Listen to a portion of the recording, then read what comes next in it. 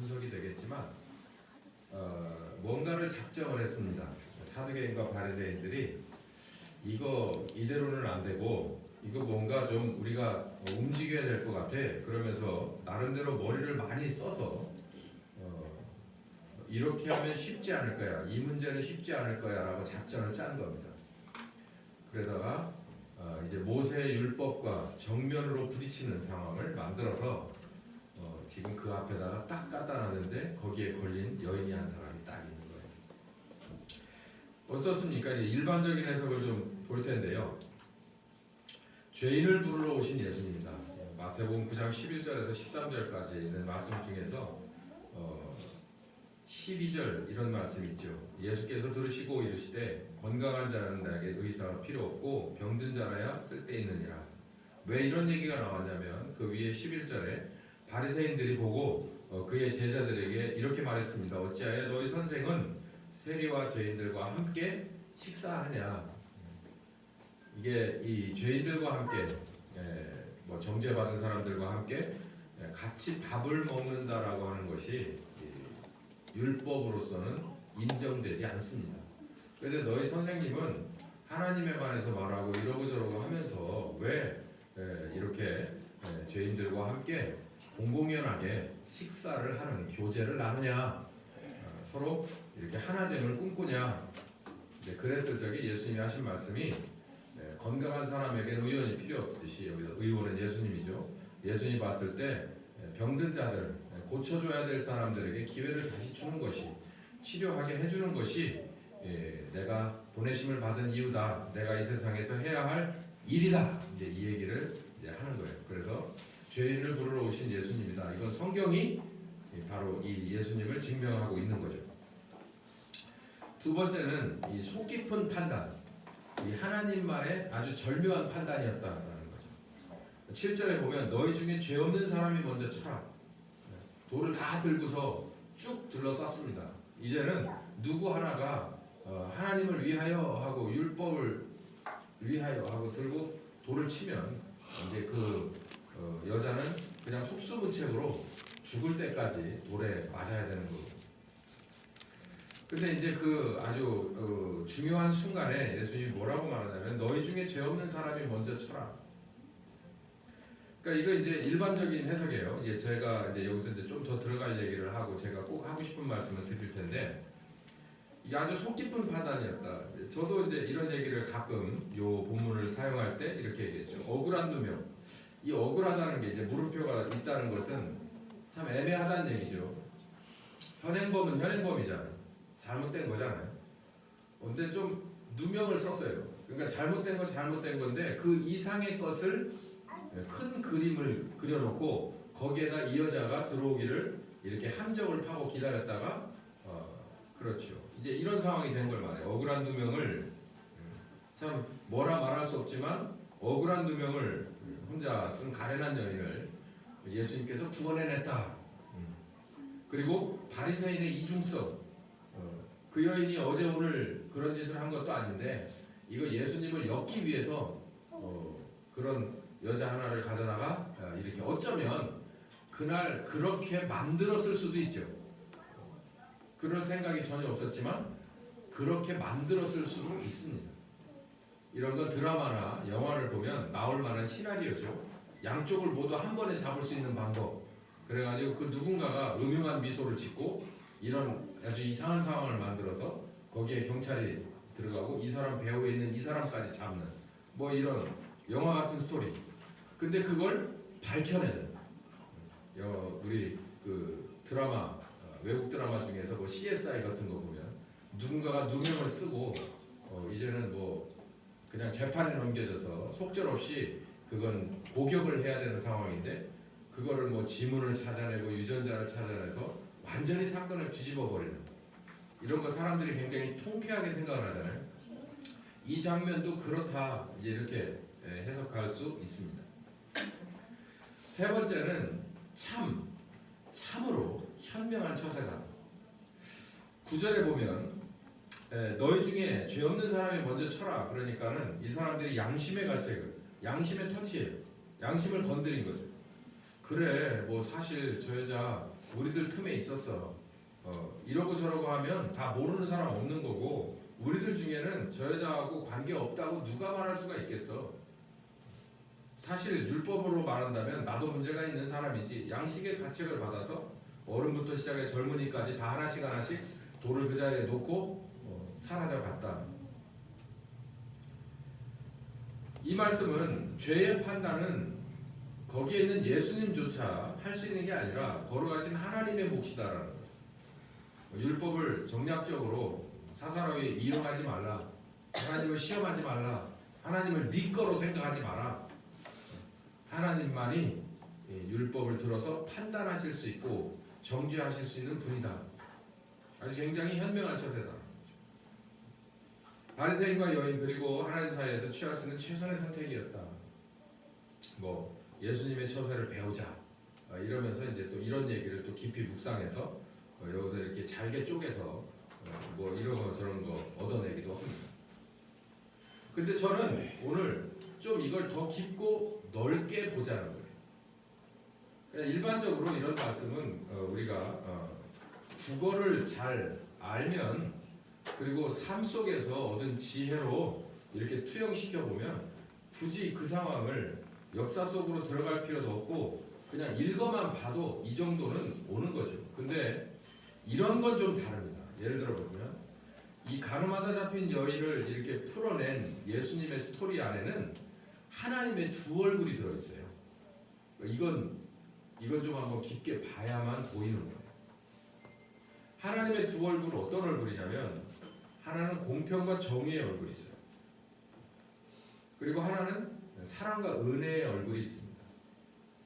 또 얼굴이라고 얘기하니까 이게 무슨 두 얼굴에 이렇게 보일지 모르지만 하나님은 이 양쪽을 모두 가지고 계시단 말이에요. 그러니까 하나님이세요. 만약에 바리새인들이 원했던 대로 모세 율법대로 저 여자를 처벌해라. 그러면 공평과 정의예요. 그냥 그걸로 끝나. 그런데 여지까지 자기가 의원은 이런 사람들에게 필요한 거야. 그러면서 같이 식사하고 그 사람들에게 있어서 뭔가 이렇게 추앙을 받는 그런 존재였다면 이제 와가지고 이 여인에게 가차없이 율법에 의거해서 처벌하라 했을 때 자기가 여지까지 얘기해왔던 모든 이야기가 하루아침에 그냥 위선이 되는 거예요. 거짓말이 돼버리는 거죠. 근데 하나님은 양쪽이 다 있어요. 공평과 정의, 율법의 하나님이시기도 하고 또 사랑과 은혜, 죄인들을 아주 의사가 어떤 병자든지 일단은 진단하고 이렇게 스캔해보는 것이 의사의 임무듯이 그렇게 하나님은 두 얼굴이 있단 말이에요. 그러니까 하나님이에요.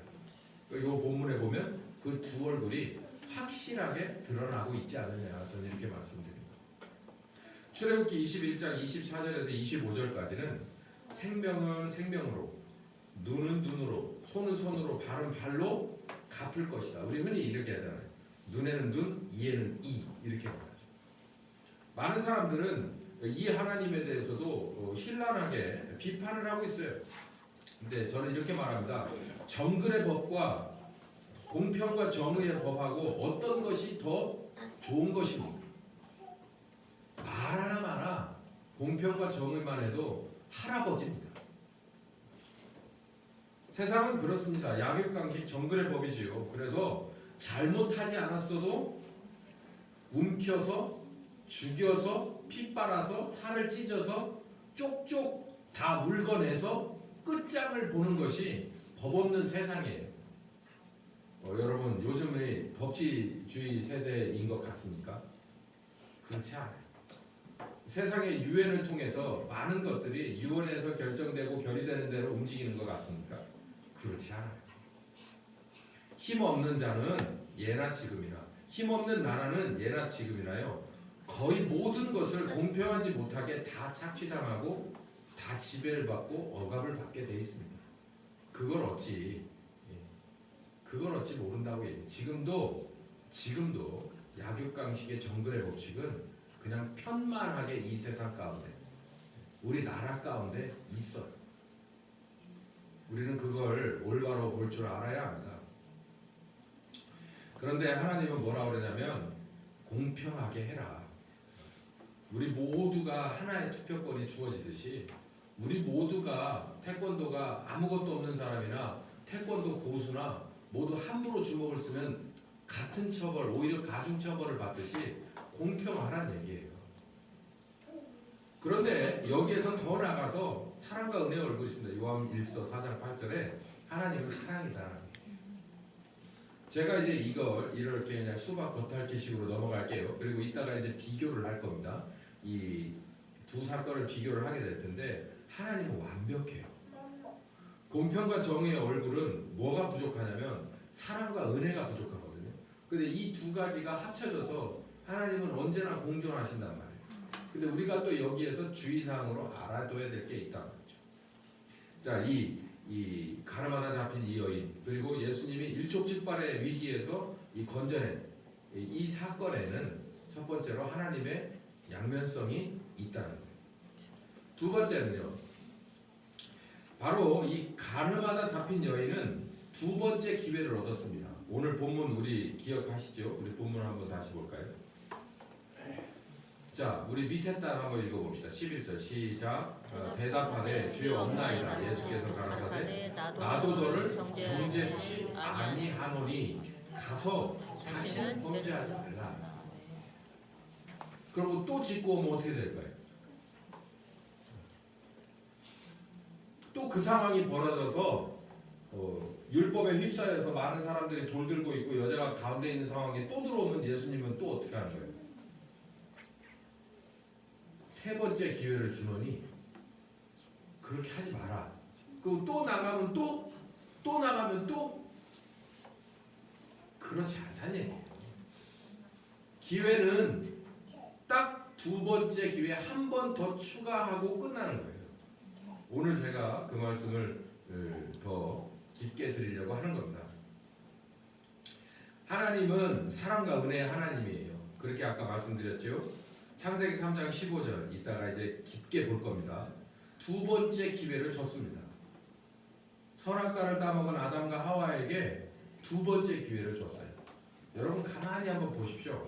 선악과를 따먹은 그 사건에 있어서요. 등장인물들이 쭉 있는데 그 중에서 아담과 하와가 그 죄값을 받지 않아요.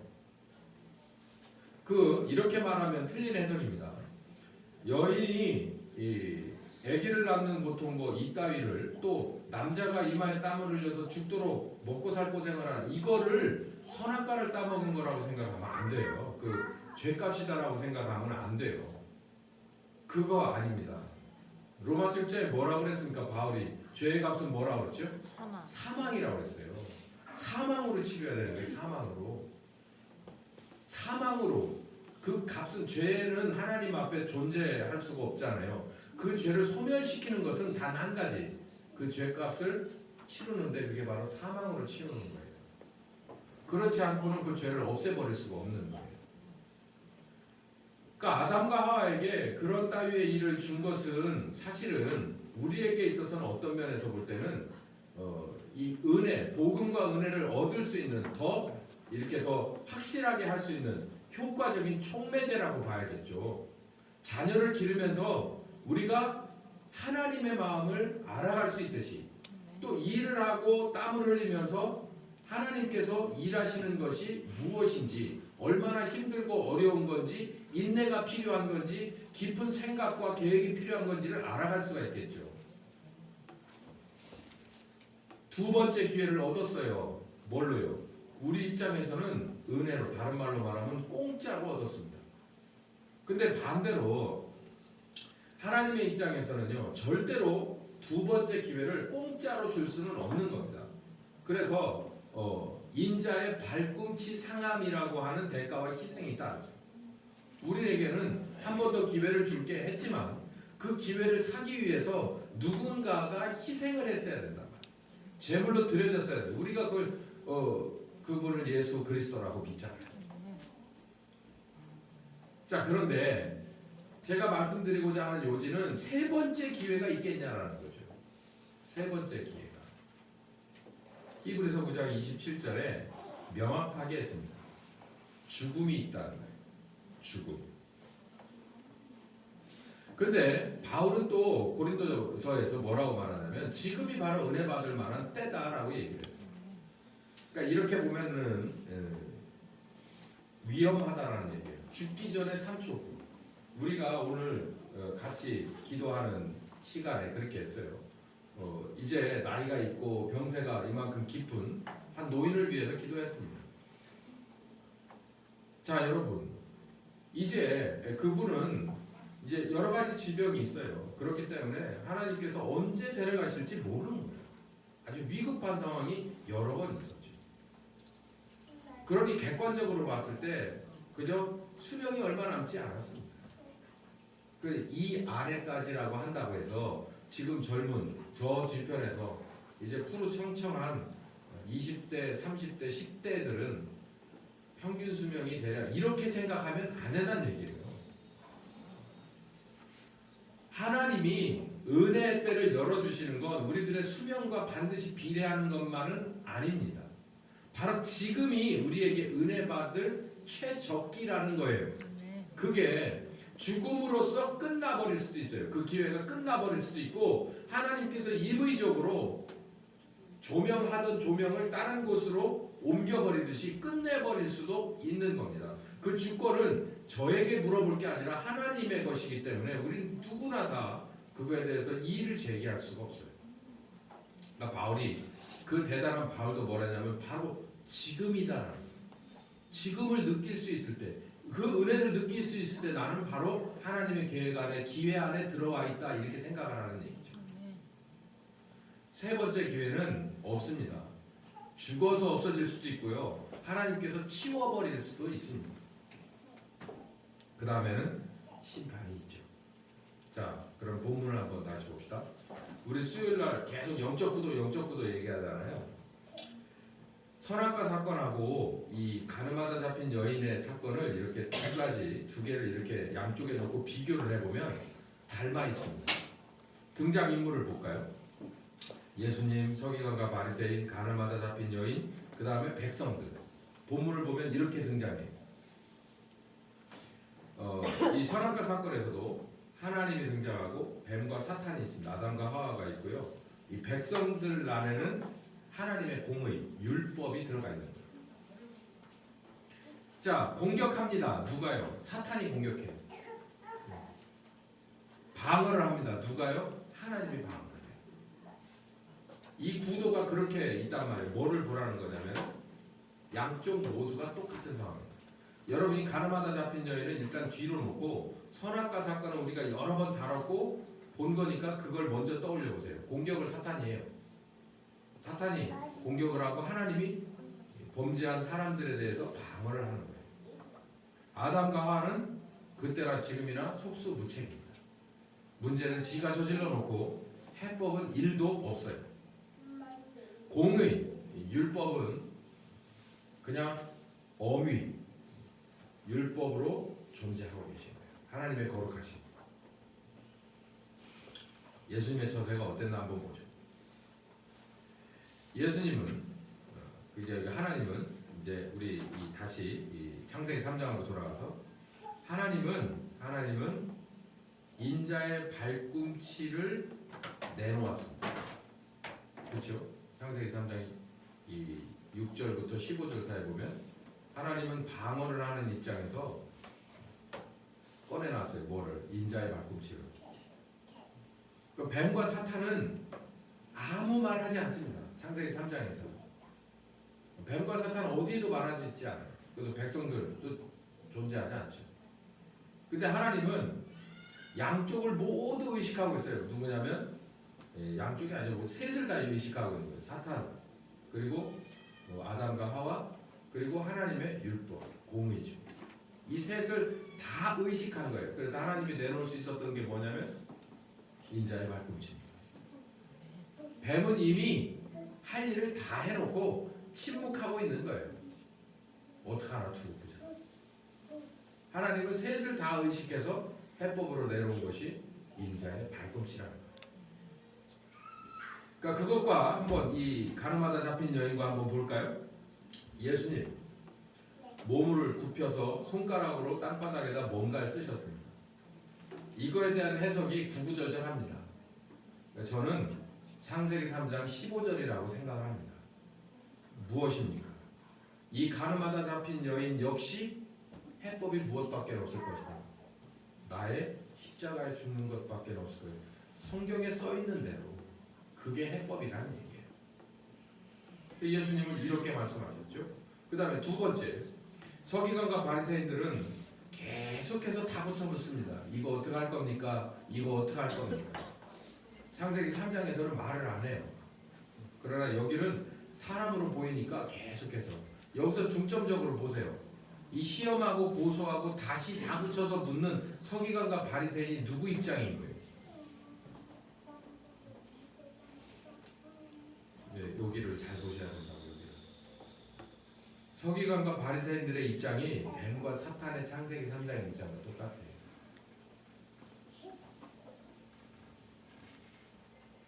가늠하다 잡힌 여인은 아담과 하와인데요. 침묵하거나 변명을 물어놨습니다. 백성과 율법은요, 선동당하여 돌을 들었습니다. 율법에 의해서 이 사람은 죽어야 돼. 그러니까 맞아, 이 사람 죽어야 되는 게 맞아. 맞아요. 율법에 의해서면 그건 돌로 쳐서 죽여야 되는, 처벌을 받는 것이 맞습니다. 기계처럼 움직여요. 자, 다시 이 말씀을 잘 알아두셔야 됩니다. 가늠하다 잡힌 여인만 가지고 얘기를 하죠. 가늠하다 잡힌 여인은 덫을 놓았어요. 누가? 사탄격인 바리새인과 사두개인이 예수님 잡으려고 덫을 놨어요. 그 덫에 미끼로 누굴 썼어요? 여인 하나를 썼어요. 거기다가 우리가 조명을 어디다 둬야 되냐면은 이 구도를 잘 봐야 답이 나오는 거예요. 거기에 이렇게 해석하면 비껴간 해석입니다. 그게 뭐냐면 예수님의 현명한 처세, 가늠하다 잡힌 여인만 문제냐? 그 파트너였던 남자들은 어떻게 되고? 일명 여성신학적인 관점에서 그러니까 비껴간 해석이라니까요. 영적인 구도를 보면요, 하나님과 사탄의 싸움인데 하나님의 아들이신 예수님이 이 모든 인류를 구원하시려고 아버지의 거룩하신 뜻을 입은 자를 아담과 하와를 내세워서 하나님의 발목을 잡았듯이 똑같이 그 여인 하나를 데려다 놓고 발목을 잡으려고 하는 마귀란 말이에요. 이 구도가 이렇단 말이에요. 근데 예수님의 처세가 그 자리에서 이렇게 얌마, 너 중에 이 여자 거쳐갔지? 너도 거쳐갔잖아. 내가 봤어. 몇 월 며칠 날 몇 시에 얼마 줬잖아. 이렇게 얘기해버리면 끝나요.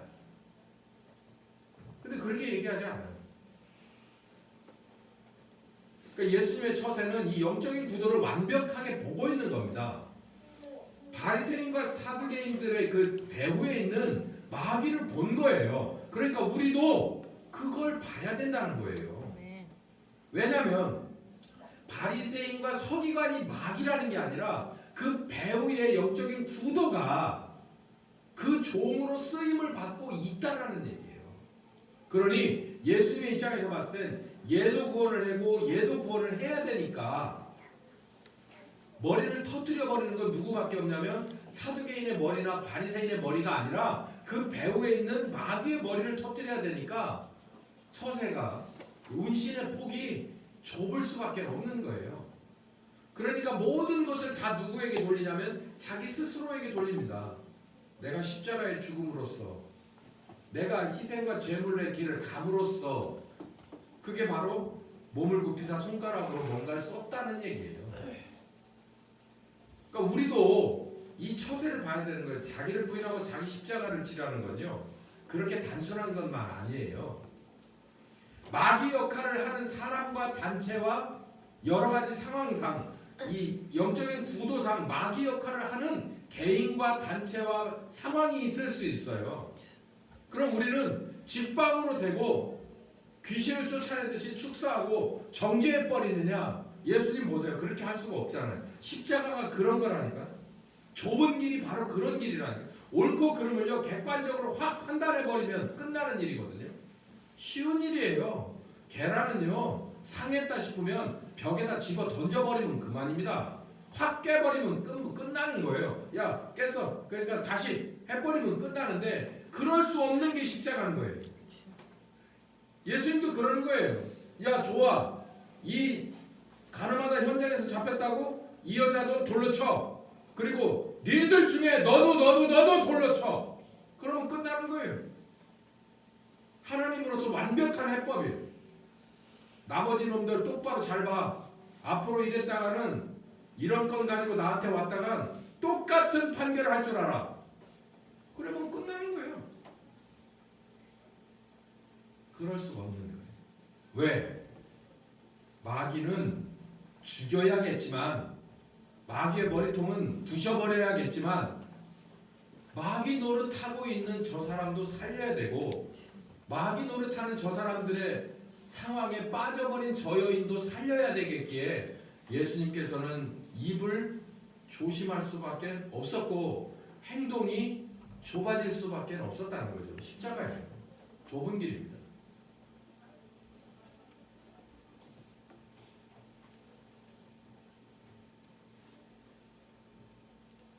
시험 환자 사탄이 배후에 있고 앞에 나선 자는 서기관과 바리새인. 빠진 자 아담과 하와 그리고 여인. 책임자는 그때나 지금이나 하나님과 예수님입니다. 제가 이 검정 글씨로 밑에 썼죠. 시험한 자 사탄과 서기관과 바리새인은 입을 틀어 막아버렸어요. 더 이상 말 못하게. 이들이 요구한 건 뭡니까? 이 여인의 죽음이 아니라 사실은 이 여인의 입각한 예수의 죽음이죠. 준다고 했잖아요. 내가 제물로 갈게. 양심의 가치 이렇게 보지 마세요. 그럼 빗나간 해석이고 그 양심의 가치 뭐 이런 얘기하면은 뒤에 결론이 이 구도 자체를 벗어나 버립니다. 예수님이 썼잖아요. 창세기 3장 15절을 인자의 발꿈치를 썼잖아요. 내가 이를 위해서 이 말을 하는 너를 위해서도 십자가에 죽을 거야. 입을 막았잖아요. 하나님의 아들이 책임지겠다는데 하나님의 아들이 십자가로 책임지겠다는데 더 이상 사탄이 할 말이 뭐가 있어요? 아담과 하와 여인은 아무것도 한 짓이라고는 나쁜 짓밖에 없지만 구원을 얻었죠. 두 번째 기회입니다. 하나님과 예수님은 인자의 발꿈치, 자신의 십자가로 보증을 하고 희생했죠. 자, 그러면 지금 현재 우리들에게는 이게 어떤 의미로 다가오는가? 제가 이 설교를 준비한 건 다분히 의도적입니다. 요즘 들어서 어떤 교회에 어떤 목사가 방송을 타고 있어요. 여러분도 아시다시피 저는 아주 예전에는 더 했고 요즘은 유튜브가 이렇게 나가고 있지만 가끔 우리나라 교회 목사님들에 관해서 신학에 관해서 신랄하게 비판하는 사람이에요. 근데 이거 하나는 있습니다. 저는 이 본문이 우리에게 시사하는 바가 분명하듯이 내 자식이 잘못된 건요 우리 집안에서 해결해야 되는 거죠. 그렇죠?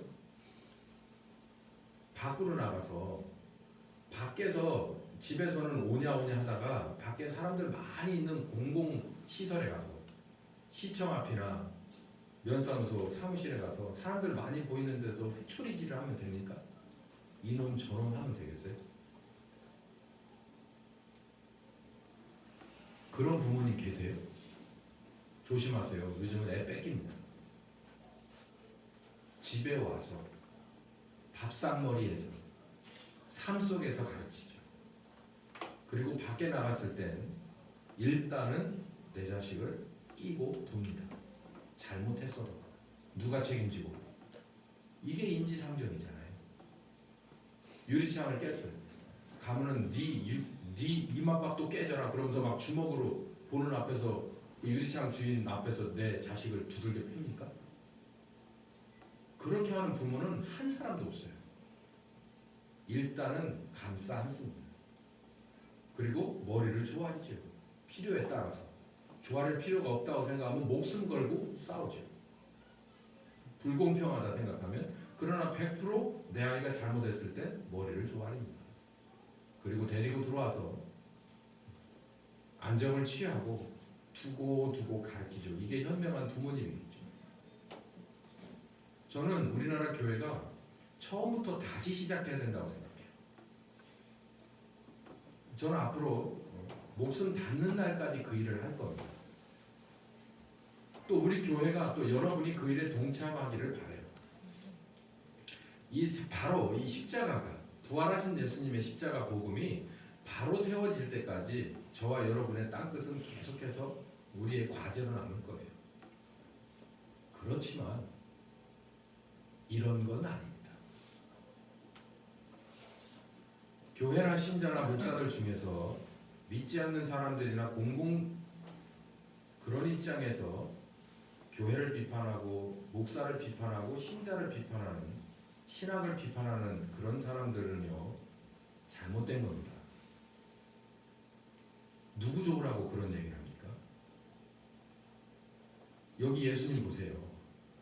다 가고 나서 내가 내 목숨 바쳐서 이 여인을 사겠어 라고 한 다음에 누구도 그 권위 앞에 그 죄값 앞에 누구도 이 일을 달 수 없을 때 예수님이 물어보잖아요.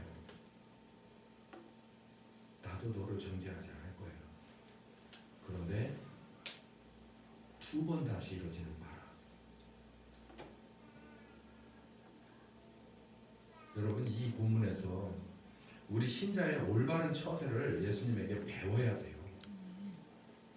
만약에 입장을 바꿔서 아담과 하와가 선악과를 따먹지 않고 어떤 이상한 상황에서 마귀가 공격을 받았다고 마귀가 공격을 해서 아담과 하와가 다치거나 어려운 상황에 빠졌으면 하나님은 머리를 조아리는 게 아니라 어떻게 나갔을까요? 마귀에게. 그런 일이 있을 수도 없겠지만 마귀 갈아 마셔버렸겠죠. 분명히 교회는 신학은 신자들의 기복신앙은 잘못된 게 사실입니다. 교회 성장하면요 한국교회를 망친 게 분명해요. 그러나 그 문제는 성령님 안에서 우리들이 해결해야 될 문제예요. 회개하고 십자가를 바로 세움으로 인해서 자기를 부인하고 십자가를 지며 성령님과 다시 동행하면서 우리는 다시 배우고 가르치고 함께 고민해야 될 문제입니다. 밖에서 이 문제를 뭐라 말했을 때 동참하시는 신학생이나 교회나 교수나 목사는 이 본문을 다시 보시기 바랍니다. 누굴 쫓아고 하는 짓입니까? 전 여러분은 그런 분야 하는 것도 없어요. 유튜브를 찍고 있기 때문에 이 얘기를 하는 거예요. 다시 생각하세요. 교회가 정치하고 분리돼야겠죠. 정치하시는 분들의 꾀임에 빠져 돌아나시는 겁니다.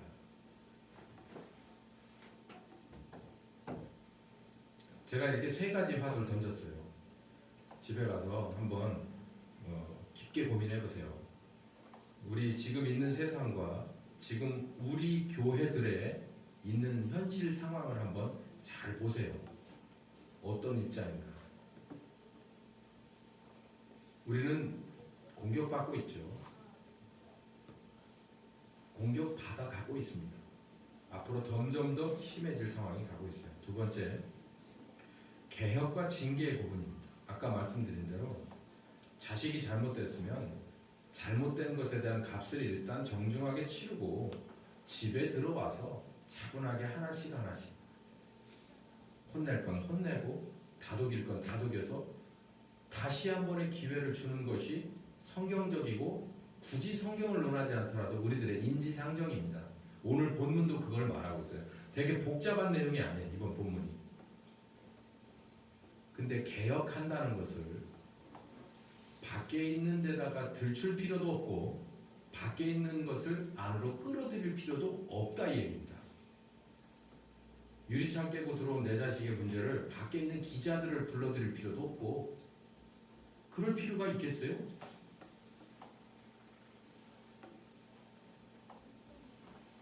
누가 그랬습니다. 세상은 교회가 생긴 이래로 한 번도 도와준 적이 없어요. 앞으로도 마찬가지예요. 마지막으로 세상을 향한 교회의 처세입니다. 한마디로 말씀드릴 수 있어요. 사랑하다가 가세요. 이해하지 못하는 자식들을 위해서 부모는 끝까지 사랑하다 갑니다. 어렸을 때는 어렸을 때라 이해하지 못해요. 저도 포함돼요. 청년은 청년이라서 이해하지 못합니다. 할 일이 많으니까. 장년은 장년이라서 자기 일가 때문에 자기 가족 때문에 쉽지 않아요. 노년은 노년이라도 후회하다가 가는 겁니다. 한마디로 정리하면 인생은 부모는 사랑하다 가는 거예요. 짝사랑하다. 하나님도 우리를 짝사랑하다가 가셨어요. 그의 아들 예수님. 그리고 성령님도 우리가 그 성령님을 사랑하는 것보다 지금도 일방적으로 사랑합니다. 우리도 세상을 그렇게 봐야 돼요. 이해해주고 헤아려주고 반사가 올 거라고 생각을 하지 마시고 우리는 빛과 소금으로서 한 발자국 앞서 생각하고 한 발자국 더 앞서서 헌신하고 한 발자국 더 앞서서 미래지향적으로 살다가 가는 거예요. 알거나 말거나. 누구는 아시니까 하나님은 아시니까. 그러니까 빛과 소금이라고 한 거예요. 빛을 알아주는 사람이 어디 있어요? 여러분 이 빛 알아주십니까? 이거 끄면 저기 지금 난로 피다가 저겠지만 이제 다음 주부터 난로를 계속 핀다고 난로 알아주실 분 계세요? 저 석유 다 태워서 없어지는 끓음으로 없어지는 저 석유 고맙다고 뼈저리게 느끼시는 분 있어요? 우리가 그런 존재예요. 국에 소금이 한 알만 덜 들어가도 이거 왜 이래 이렇게 말하면서 맛있어져서 아주 절묘한 맛을 내는 거 뭐 그거 그렇게 엄청 온몸 다해 좋아해 주지 않고 의미 있게 늘 칭송해 주지 않습니다. 여러분 어떠세요? 전 교회 안에서 목사라고 하는 직함과 신학자라고 하는 또 학교라고 하는 걸 가지고 지금 이 상황에 편승하려고 하는 사람들이 전 옳지 않다고 생각합니다. 전 반드시 하나님께서 회초리를 대셔야 될 때는 회초리를 대는 그런 입장에 서기도 하겠지만 그러나 하나님은 양면성을 가지고 계세요. 기회를 주시고 용서하십니다. 그러나 세 번째 기회는 없어요. 저야 여러분은 현 시대의 영적 구조를 잘 파악하실 때 오늘 본문을 잘 깊게 묵상하시면 요즘에 있어서의 여러 가지 돌아가는 상황 중에서 특정한 것들이 그 구도가 똑같습니다. 잘 보시고 하나님이 보실 때 올바른 처세로 임하시는 여러분 되시길 예수님의 이름으로 축원합니다. 아멘. 귀하신 하나님